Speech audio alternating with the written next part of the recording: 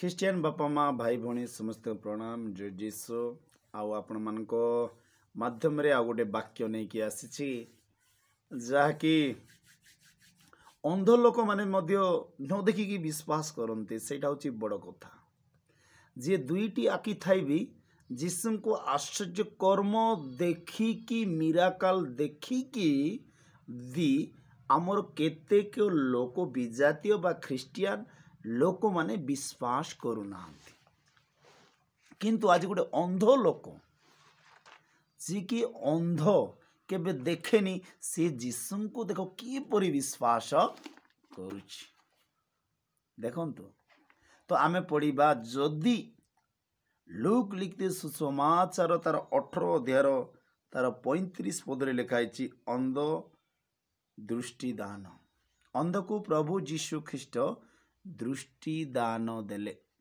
ତ ଦେଖିବା, ସେ ଜିରିହର ନିକଟବର୍ତ୍ତୀ ହେଉଥିବା ସମୟରେ ଜଣେ ଅନ୍ଧ ପଥର ପାର୍ଶ୍ୱରେ ବସି ଭିକ୍ଷା କରୁଥିଲା। ଜିରିହରେ ଯେତେବେଳେ ଯୀଶୁ ଯାଉଛନ୍ତି, ସେତେବେଳେ ଗୋଟେ ଅନ୍ଧ ଲୋକ, ଗୋଟେ କଣା ଲୋକ, ସେ ବସି ଭିକ ମାଗୁଥିଲା।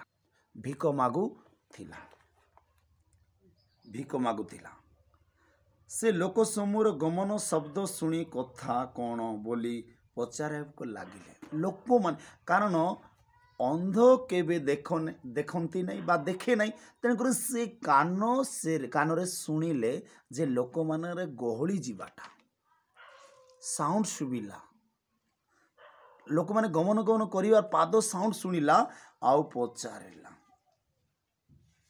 ଏଇଟା କ'ଣ ହେଉଛି, କାହିଁକି ଲୋକମାନେ ଭିଡ଼ ଯାଉଛନ୍ତି କ'ଣ ବୋଲି ଗୋଟେ ଅନ୍ଧ ପଚାରୁଛି। ସେମାନେ ତାଙ୍କୁ କହିଲେ, ନାଜାରିତ ଯୀଶୁ ଏଇ ବାଟ ଦେଇ ଯାଉଛନ୍ତି। କିଏ? ନାଜାରିତ ଯୀଶୁ ଏ ବାଟ ଦେଇ ଯାଉଛନ୍ତି। କିନ୍ତୁ ଏଠି ତ ଲେଖା ହେଇନି ସେ ଆଗରୁ ଜାଣିଥିଲା କି ନ ଜାଣିଥିଲା, ସେଟା ଏଠି ଷଷ୍ଠ ରୂପେ କିଛି ଲେଖାନି। କିନ୍ତୁ ସେ ଭିକ ମାଗିବା ସମୟରେ ସେ ପାଦ ବା ଗହଳି ଗଲେ ଯେମିତି ଆମେ ଜାଣିପାରିବା, ସେମିତି ଅନ୍ଦାଜରେ ସେଇ ଲୋକ ପଚାରୁଛି ଯେ ଏ ଗହଳି କାହିଁକି, ଗମନ କାହିଁକି କରୁଛନ୍ତି? ତ ଉତ୍ତର ଦେଉଛନ୍ତି, ଶୁଣିବା ଆମେ ଭଲରେ ଧ୍ୟାନ ଦେଇକି। ସେ ସମୟରେ ଗମନ ଶୁଣି କଥା କ'ଣ ବୋଲି ପଚାରିବାକୁ ଲାଗିଲା। ସେମାନେ ତାଙ୍କୁ କହିଲେ, ନାଜାରିତ ଯୀଶୁ ଏଇ ବାଟ ଦେଇ ଯାଉଛନ୍ତି। କିଏ? ନାଜାରିତ ଯୀଶୁ ଏ ବାଟ ଦେଇ ଯାଉଛନ୍ତି। ତ ସେଥିରେ ସେ ଉଚ୍ଚ ସ୍ୱରରେ କହିଲା, କ'ଣ କହିଲା?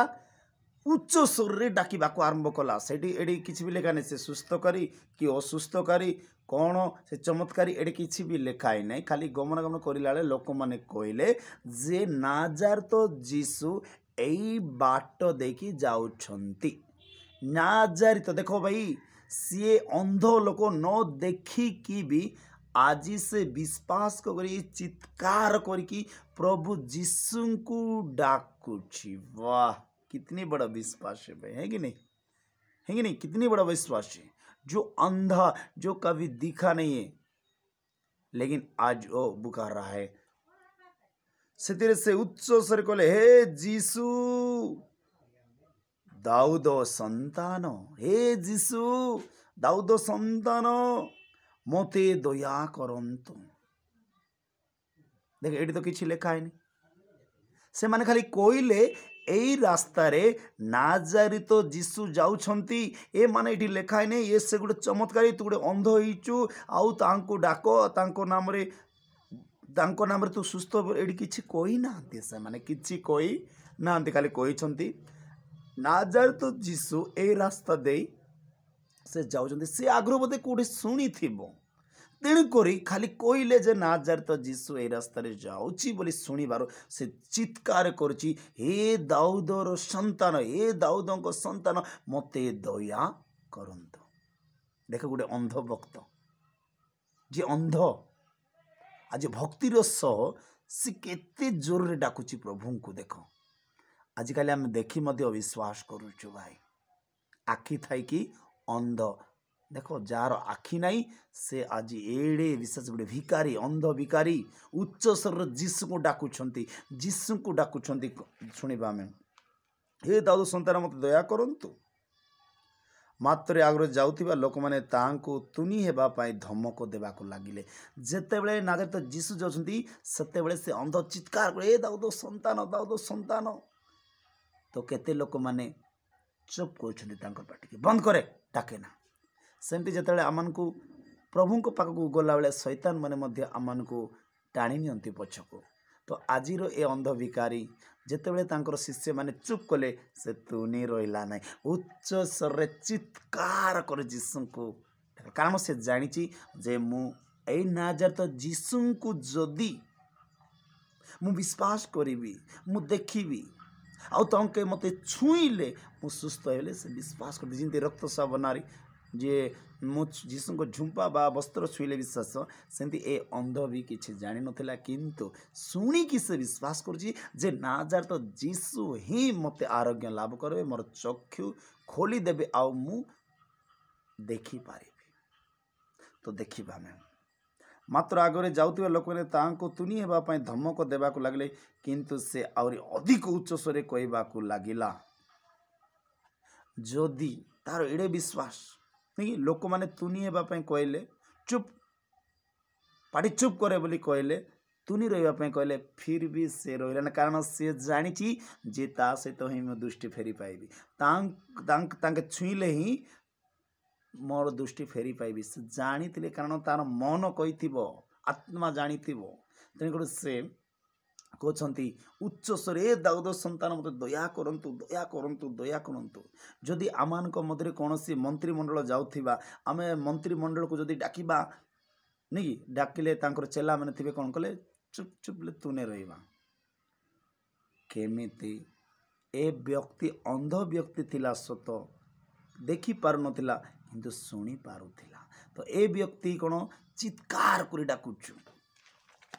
तेणुकर कहवाकू चाहे जिते आमको जीसु को पाखक जाऊँ से आमको अनेक चित्कार करने को हम, अनेक कष्ट दुख जंत्रणा आसब, हेले आम जीसु को डाकरा केबे भी छाड़ीबा नाई। चली चलू जीवन में दुख आसु कष्ट आसु, सेमिति ए अंध जिते जीसु को चित्कार करुच्ची ता मध्य देखिए अनेक लोक शिशु मैंने तुनी रही देले, धमक भी देले कौन कर नथिबे आउ ये तो लिखाई ना, किंतु धमक देले लिखाई, किंतु से डरिला नहीं। गोटे अंध अरे भाई मु अंध चित्कार करिबिनी कही से सुस्थ लाभ पाई न था पुणी। तेणुक चित्कार करुच्ची उच्च स्वर कहूँ, उच्च स्वर कह लगिला हे दाऊद सन्तान मते दया करंतु। माने केड़े गोटे चित्कार करुच्ची क्या भय कर 40 पद से जीसु ठिया होई तांको आपणा निकट को आनिबा पई आज्ञा देले। देखो जदि जो धमक समय रे अनेक शिष्य माने धमक देने लोक माने धमक समय जे जदि तुनी था ताहेले से आरोग्य लाभ पाई न था। तेणुकर से चित्कार कला, से डाकिला आउ जीसु तांको कहले 40 पद रे मु तुमको कौन निकट को आनिबा पई आज्ञा देले। तार चित्कार शुणी किए मत डाकुच बोली कि से आज्ञा देले जे से लोक को मो पाख को आण।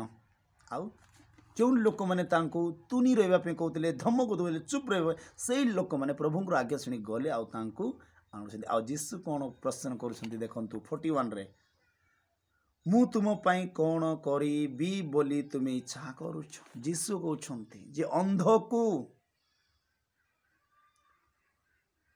सी केमती जानी मु जानी पारने जे एडी कहूँ जीसु मु आउ थोड़े देखा चाहूँगी। जीसु को कहते जीसु कहते जे मु तुम पाई कौन करी पारिबी, मु तुम पाई कौन करी पारिबी।